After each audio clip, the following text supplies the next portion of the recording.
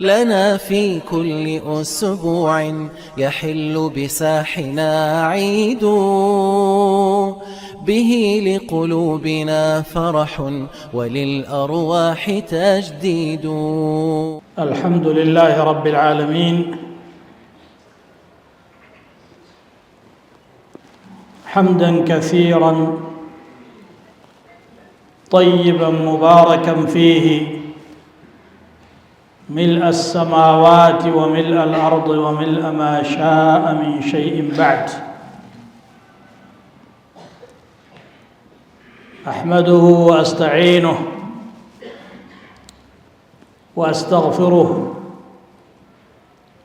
وأستهديه، وأشهد أن لا إله إلا الله وحده لا شريك له، وأشهد أن محمدًا عبده ورسوله. اللهم صل وسلم وبارك على عبدك المصطفى ونبيك المرتضى محمد وعلى آله وأصحابه ومن اقتفى أثره واستنى بسنته إلى يوم الدين. أما بعد، فيا عباد الله، أوصيكم ونفسي بتقوى الله تعالى. ثم إنه قد أظلكم شهر عظيم تفتح فيه أبواب الجنان وتغلق فيه أبواب النيران وتصفد فيه مرضة الشياطين. أظلكم شهر الطاعات والبركات، وشهر الذكر والدعاء والتلاوة والصيام وقراءة القرآن، شهر اختاره الله عز وجل من بين الشهور فأنزل فيه القرآن هدى للناس وبينات من الهدى والفرقان. شهر رمضان الذي أنزل فيه القرآن هدى للناس وبينات من الهدى والفرقان، فمن شهد منكم الشهر فليصمه، ومن كان مريضا أو على سفر فعدة من أيام أخر، يريد الله بكم اليسر. فانتهزوا هذه الفرصة الطيبة التي لا تتكرر في السنة إلا مرة واحدة، وما يدري أحدنا أنها آخر مراته، فإن العمر يطوى وإن الساعات قليلة وإن الأيام قصيرة وإن الدنيا دول وإن الحياة عبر. يا من بدنياه اشتغل وغره طول الأمل، الموت يأتي فجأة والقبر صندوق العمل. يا من غرقت في الشهوات وأوغلت في المعاصي والموبقات وأسرفت على نفسك، فهذه فرصتك، فانتهزها للعودة إلى الله عز وجل وتنظيف صحائف أعمالك مما لحق بها من أوساخ. يا من اشتغلت بالطاعات في سائر السنة، فهذه فرصتك للازدياد من القرب إلى الله تبارك وتعالى والتقرب إلى جنابه العظيم وكسب مرضاته، فإن كل وقت له وظيفته، وإن الله عز وجل فاضل بين الأوقات كما فاضل بين البشر، يخلق ما يشاء ويختار، ما كان لهم الخيرة من أمرهم. اصطفى رمضان من بين الشهور فخصه بخصائص لا تكاد توجد من غيره، واصطفى الجمعة من بين أيام الأسبوع فميزه بفضائل، وهكذا يصطفي ويختار وله الخيرة المطلقة. وفي هذا فضل من الله عظيم على المسرفين على أنفسهم الذين يناديهم الله عز وجل فيقول: قل يا عبادي الذين أسرفوا على أنفسهم لا تقنطوا من رحمة الله إن الله يغفر الذنوب جميعا إنه هو الغفور الرحيم وأنيبوا إلى ربكم وأسلموا له من قبل أن يأتيكم العذاب وأنتم لا تشعرون واتبعوا أحسن ما أنزل إليكم من ربكم من قبل أن يأتيكم العذاب ثم لا تنصرون. فاتقوا الله تبارك وتعالى واعلموا أنها من أنفس الأوقات التي تمر عليكم، فاقطعوها بالطاعات. كل مخلوق له عمر، فما بين مستغل لهذه الفرصة في الطاعات وما بين مهدر لها. كل الناس يغدو فبائع نفسه فمعتقها أو موبقها، فكن من معتقيها ولا تكن من موبغيها أيها العبد المسلم. وإذا عدنا إلى حياة رسول الله صلى الله عليه وسلم ونظرنا ماذا كان يعمل، تجلى لنا أن حياته كلها طاعات لله، إلا أن بعض ذلك أشد من بعض وأقوى من بعض. وقد جاء في الصحيح أن النبي صلى الله عليه وآله وسلم كان أجود الناس، وكان أجود ما يكون في رمضان حين يلاقيه جبريل فيدارسه القرآن. ومعنى ذلك أن جبريل عليه السلام يأتي لغرض محدد غير إبلاغ الوحي إلى النبي صلى الله عليه وسلم، يأتي لمدارسة القرآن مع رسول الله صلى الله عليه وسلم. فتارة يقرأ رسول الله صلى الله عليه وسلم وينصت جبريل عليه السلام، وأخرى يقرأ جبريل عليه السلام ويستمع النبي صلى الله عليه وسلم، وهذا في رمضان. ولهذا أثره الكبير في خلق رسول الله صلى الله عليه وسلم، ومن ثم يكون أجود بالخير من الريح المرسلة، مع أنه كان خيرا سباقا إلى الطاعات مجتهدا في العبادات، لم يأذن له ربه في الاستغراق في النوم والغفلة، بل قال له: يا أيها المزمل قم الليل إلا قليلا نصفه أو انقص منه قليلا أو زد عليه ورتل القرآن ترتيلا. وقال له ربه جل وعلا: وإذا فرغت فانصب وإلى ربك فارغب. فلا فراغ ولا وقت يهدر، بل حتى في حال نومه كان يوحى إليه عليه الصلاة والسلام، وكان يقول: إن عيني تنامان ولا ينام قلبي.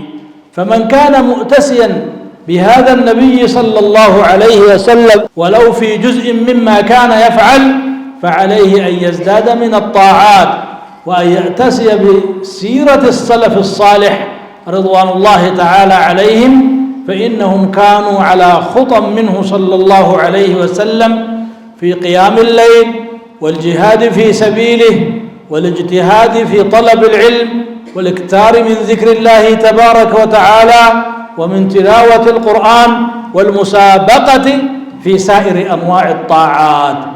هذا ميدان فسيح يتسابق فيه أهل الله في التقرب إلى الله تبارك وتعالى فلا تكونن في آخر الصفوف أقول ما تسمعون وأستغفر الله لي ولكم ولسائر المسلمين فاستغفروه إنه هو الغفور الرحيم والبر الكريم. لنا في كل أسبوع يحل بساحنا عيد به لقلوبنا فرح وللأرواح تجديد. الحمد لله رب العالمين وصلى الله وسلم وبارك على نبينا محمد وعلى آله وأصحابه أجمعين. ወንድሞችና እህቶች እጅግ በጣም ተናፋቂ አጓጊ የሆነው ወርሃ ረመዳን ጥቂት ቀናቶች ናቸው የሚቀሩት። የአላህ ባሪያዎች ምንጊዜም ከአላህ በር የማይርቁና ከሱ ዒባዳ የማይዞሩ ቢሆኑም በዚህ በረመዳን ደግሞ በጣም ተዘጋጅተው ወደ አላህ ይዞራሉ። ቁርአን በመቅራት ሰላት በመስገድ ሰደቃ በመስጠት የመልካም ሥራ በሮችን ሁሉ በመቃኘት በዚክሩ በዱዓው በቲላዋው ይሽቀዳደማሉ። ወፊ ዛሊከ ፈልየተናፈስ ልሙተናፊሱን ሰዎች መሽቀዳደም ካለባቸው በዚህ መስክ ይሽቀዳደሙ። ሌላው ሁሉ ሰዎች ፍክክር ውስጥ የገቡባቸው ነገሮች ሁሉ ቀሪዎች ናቸው።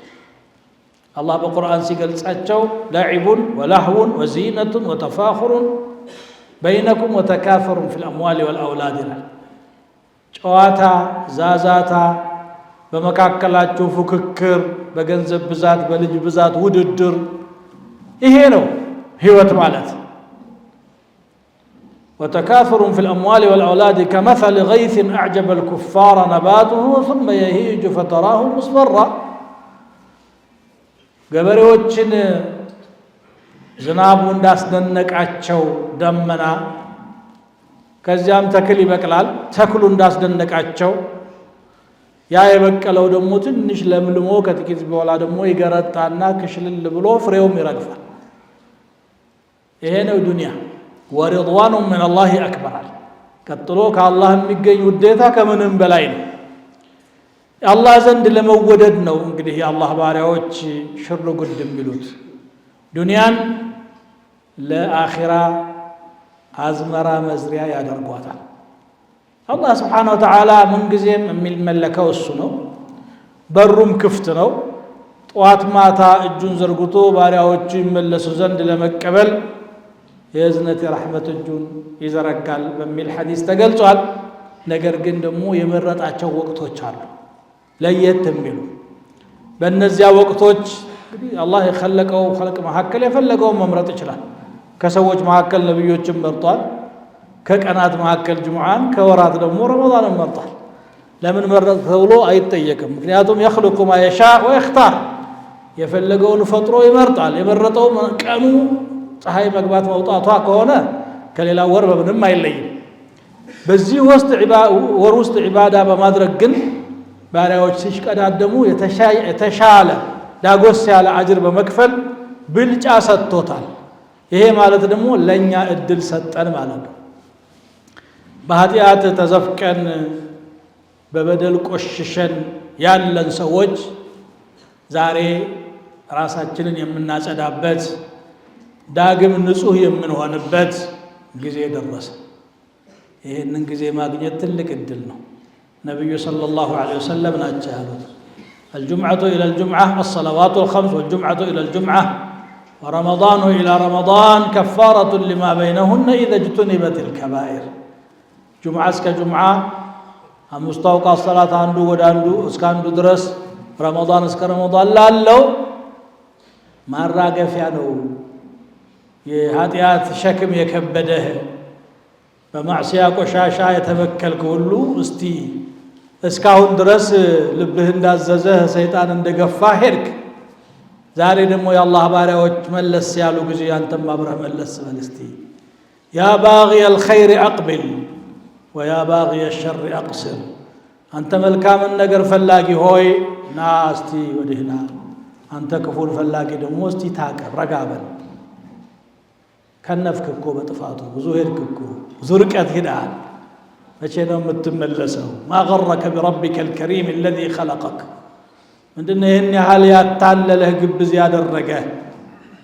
ይሄ ፉርሳ፣ ይሄ እድል በዓመት አንድ ጊዜ የሚመጣ ነው። ጫፍ ላይ አላህ አድርሶናል። ጾመን እስከ መጨረሻው ድረስ አላህ በሚወደው መልኩ ሰርተን እርቅ የምናገኝ ሰዎች አላህ ያድርገን። አሁን እንግዲህ እስቲ የሰው ሐቅ ያለብንም ይሄ ሰውን ዕዳ ይዘን አንዱ የተበደለ ሰው እየረገመ አንተ ደግሞ ያ አላህ ብትል አላህ በሩን ይዘጋብሃል። ይሄን እወቁ። ወተቂ ዳዕወተ አልመዝሉም ፈኢነሁ ለይሰ በይነሃ ወበይነ አላህ ሒጃብ።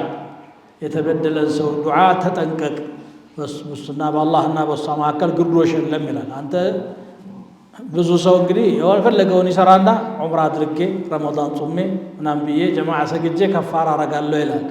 የመክሉቅ ሐቅ ይዘህ አይደለም ይሄ መሆን ያለበት።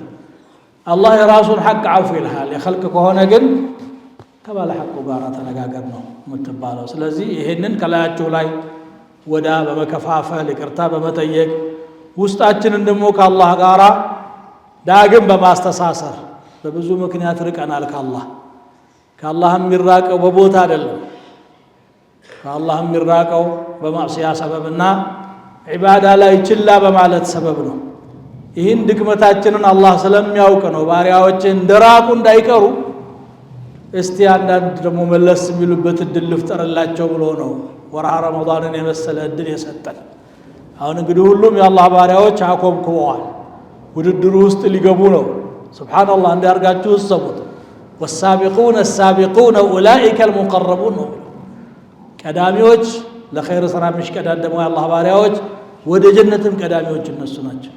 የአላህ ባለሟሎች እነሱ ናቸው። እሱ እየተሽቀዳደሙ ነው። አንተ የትኛው ሰልፍ ላይ ነው ያለኸው? ከኋላም ከሆንክ እንደው ሰልፉ ከገባህ ደግ ነው። ግን ቀደም ለማለት ሞክር።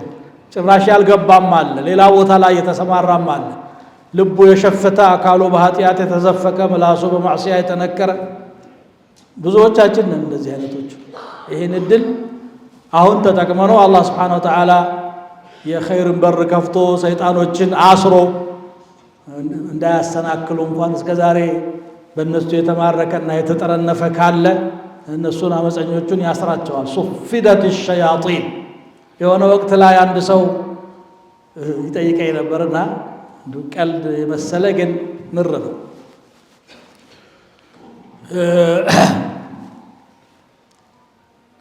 ረመዳን ላይ ሸይጣን ይታሰራል ይባላል።